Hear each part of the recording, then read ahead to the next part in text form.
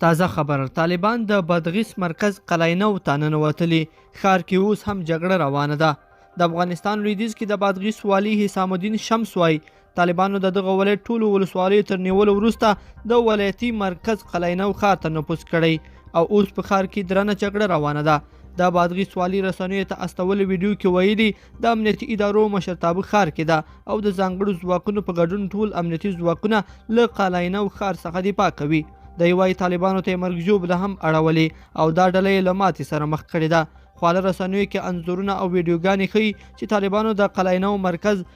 مرکزي زندان هم نیولی او ټول بندیان یې خوشي کړي دي د بادغیس والي وایي ښار ته چې طالبانو نفوذ وکړ ښایي د نفوذي کسانو په مرسته یې د زندان قلف مات کړی وي خو امنیتي ځواکونو سمدلاسي لاس په کار شوي دي تر 90 سلنه بندیان محبس ته ستانه کړی شوي او هڅه روانه ده چې ټول لاستانه کړو انځورونو کې ښکاري چې طالب وسلوالو پر موټرسایکل سپاره ښار ته ننوځي د کورنیو چارو وزارت یو ویان طارق آریان د بادغیس مرکز کې حالت ته له اشارې پرته وایي په ښار کې امنیتي او دفاعي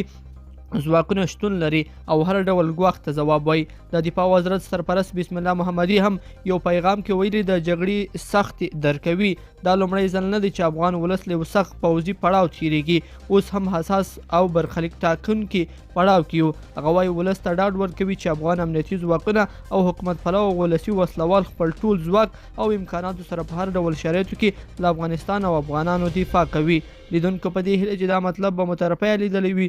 کوم دغه ویډیو خوښه شوې ویډیو لایک کړئ او چینل سبسکرایب کړئ تر بیا ښه وخت